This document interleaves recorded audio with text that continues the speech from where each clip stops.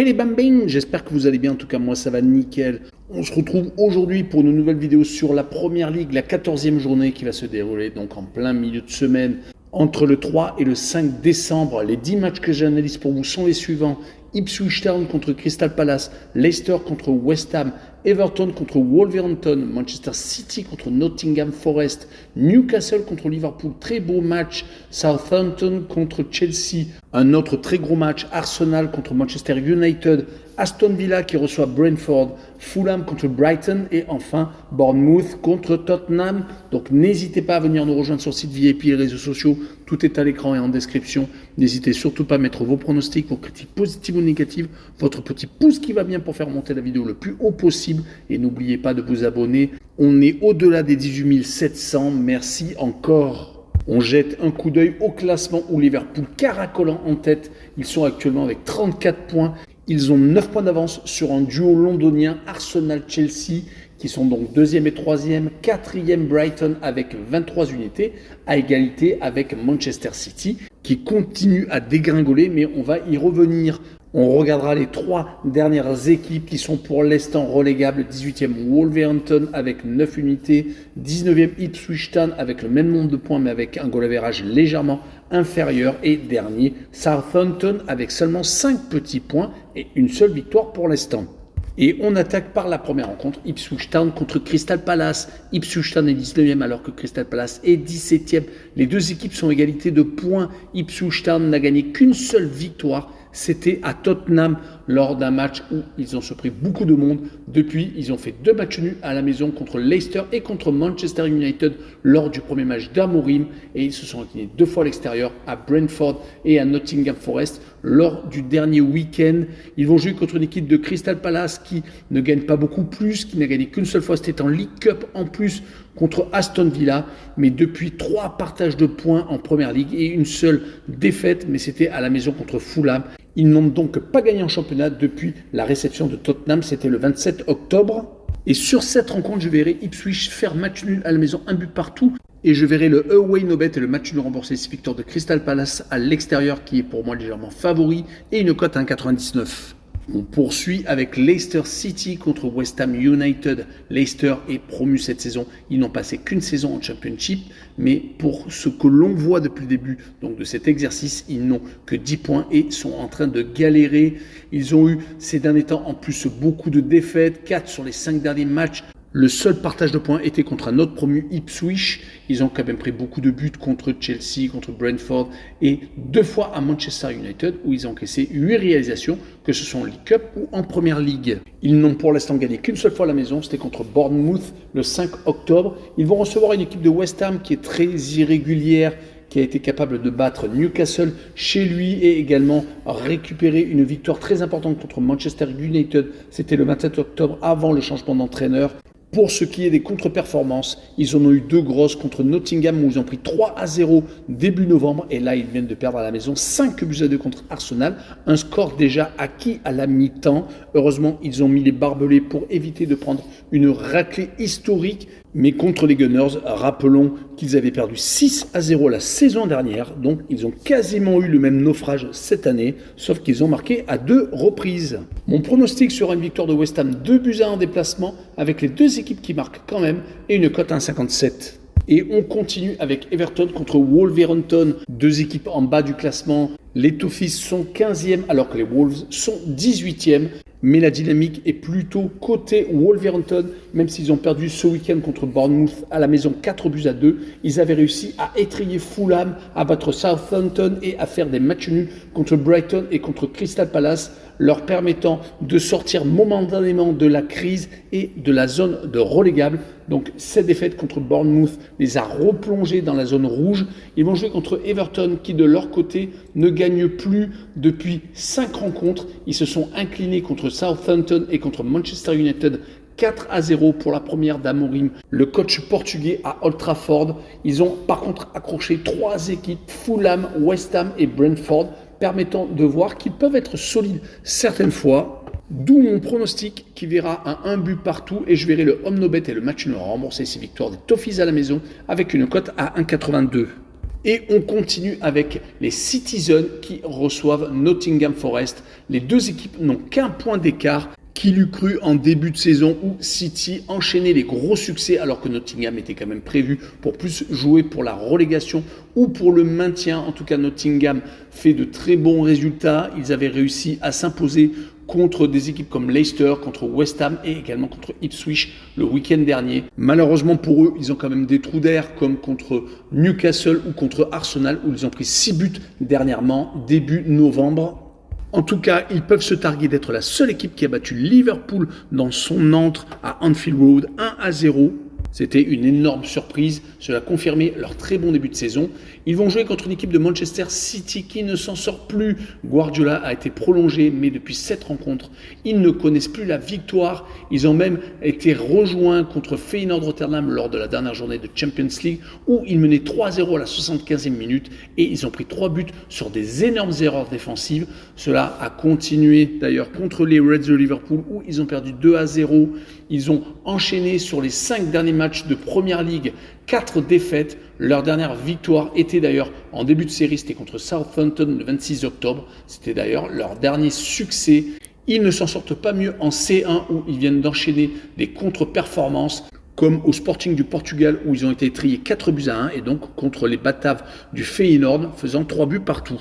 Mon pronostic sera peut-être surprenant pour certains car je les vois gagner 2-1 mais je verrai quand même les deux équipes qui marquent pour assurer le coup avec une cote à 1,83 car Guardiola va tout de même à un moment donné accrocher une victoire. On continue avec un très beau choc Newcastle contre Liverpool. Les Magpies sont au milieu de tableau. Ils continuent les résultats irréguliers. Ils viennent d'enchaîner une défaite à la maison contre West Ham et un match nul à Crystal Palace qui faisait suite à une belle série de victoires contre des grosses équipes comme les Gunners, comme les Blues et également contre Nottingham Forest qui était 3e à l'époque. Rappelons que Newcastle ne fait pas de Coupe d'Europe cette année, il pourrait être beaucoup mieux classé, d'où l'importance de la réception du leader, mais Liverpool marche sur l'eau. Ils gagnent tous leurs matchs, ils viennent de battre Manchester City dans un des matchs au sommet, ils viennent d'enchaîner 7 succès consécutifs, toutes compétitions confondues, 9 sur les 10 derniers matchs. Le seul accro lors de ces 10 rencontres était à Arsenal, ils avaient fait 2 buts partout. Ils sont en Champions League en tête avec 5 matchs, 5 victoires, ce qui est tout à fait extraordinaire dans cette nouvelle formule championnat. Ils caracolent en tête, ont réussi à battre quand même des équipes comme Leipzig, comme l'AC Milan, comme le Bayer Leverkusen et dernièrement le champion d'Europe en titre, le Real de Madrid. Donc sur cette rencontre, je verrai Liverpool s'imposer 2-1 en déplacement et le plus de 2,5 buts sur le match et une cote à 1,60. Le match suivant est Southampton contre Chelsea. Les Saints sont derniers, malheureusement n'ont que 5 points. Ils remontent de Championship où ils n'ont passé qu'une seule saison. Ils ont gagné la finale de barrage contre Leeds United, mais Southampton donc n'a gagné qu'une seule fois. Ils ont pris quand même un petit point ce week-end à Brighton. Ils avaient réussi à s'imposer contre Everton début novembre, mais malheureusement entre ces deux belles performances qui leur permettent quand même de prendre quelques points, ils ont perdu 2 fois contre Wolverhampton et contre Liverpool 3-2 chez eux. Ils sont encore qualifiés en League Cup. Ils ont battu Stoke City, une équipe de Championship, fin octobre, mais là ils vont jouer contre les Blues qui n'arrêtent pas de gagner, qui restent sur 4 victoires et un match nul sur les 5 derniers matchs, toutes compétitions confondues. Ils se baladent en phase de championnat d'Europa League Conférence où ils ont gagné leurs 5 matchs. Ils viennent de s'imposer dernièrement en Allemagne à Heidenheim. Ils viennent également en championnat d'étrier. Aston Villa, les Villains n'ont pas existé. Ils restent actuellement sur des belles performances, gagnant par exemple contre Newcastle, s'imposant à Leicester City, accrochant des gros bras comme les Gunners et également faisant match nul à Manchester United.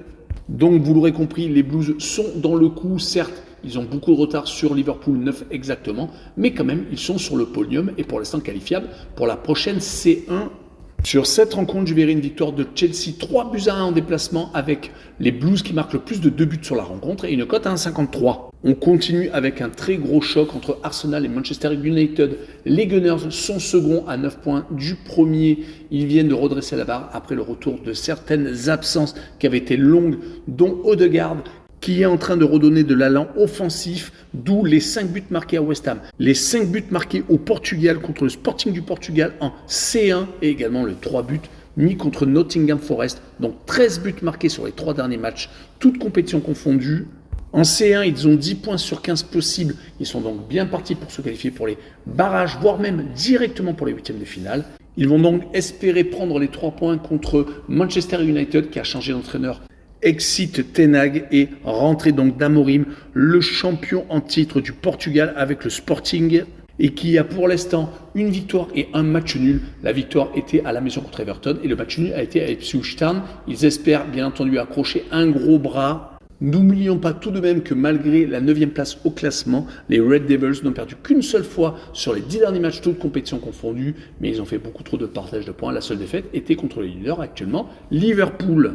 Et en C3, ils ont malheureusement donc fait beaucoup trop de partage de points, ce qui les met des fois en difficulté. En C3, ils ont rectifié le tir avec les 2 victoires consécutives contre le PAOK Salonique et contre Bodo Glimt. Ils avaient attaqué par 3 matchs nuls, mais avec 9 points. Cela devrait quand même jouer pour accéder au 8e de finale. Sur cette rencontre, je verrai quand même les Gunners s'imposer 3-1 et je verrai Arsenal avec le handicap -1.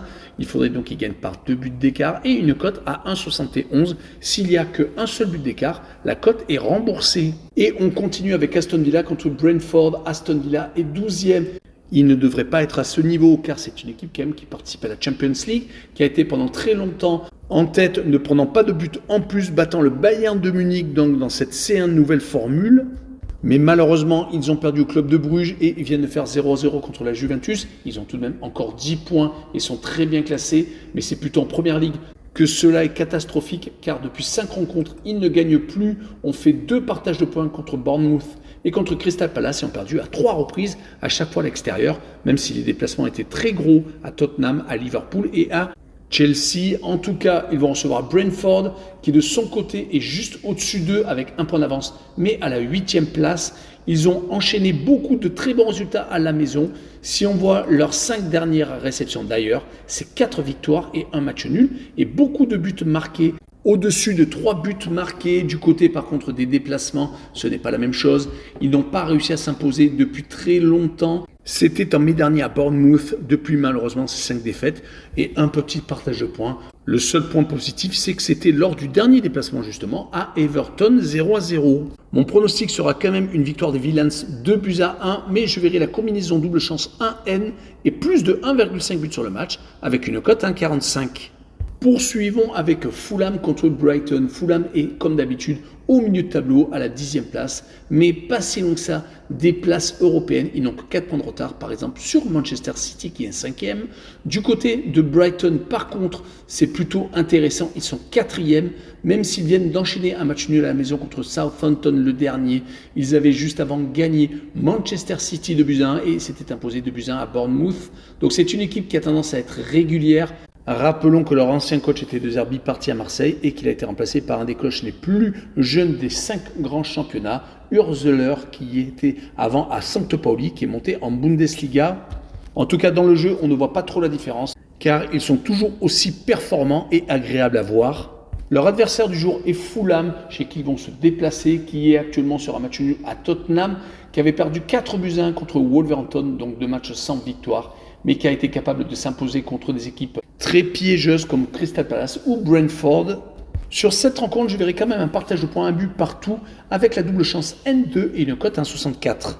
Et on finira par Bournemouth contre Tottenham. Bournemouth est actuellement 13e avec 18 points, 2 points seulement derrière Tottenham, mais par contre qui est 7e. La dynamique actuelle est plutôt en faveur de Bournemouth, qui a réussi à s'imposer 4-2 à Wolverhampton et qui avait surtout battu Manchester City, rappelons-le, accrochant au passage Aston Villa, ne perdant que 2 fois, mais c'était assez court contre Brentford et contre Brighton. Donc avec 2 victoires annulées et 2 défaites, ils sont bien placés au milieu de tableau. Ils vont jouer contre les Hotspurs, qui avaient pourtant gagné 4-0 contre Manchester City et qui avaient éliminé les hommes de Guardiola en League Cup, mais qui est aussi capable de s'incliner à la maison contre Ipswich ou de perdre contre Galatasaray en Europa League. Rappelons qu'en C3, pour l'instant, ils ont 3 victoires nulles et 1 défaite, donc ils sont bien partis pour se qualifier en Premier League. Par contre, ils viennent d'enchaîner 2 victoires nulles et 2 défaites, le même type de résultat que Bournemouth. Sur cette rencontre, je verrai quand même Tottenham s'imposer 2-1 en déplacement et je verrai la combinaison double chance N2 et plus de 1,5 but sur le match, une cote 1,69. Voilà, on en a fini avec cette vidéo sur la Première Ligue. N'hésitez pas à venir nous rejoindre. Ciao les bambing!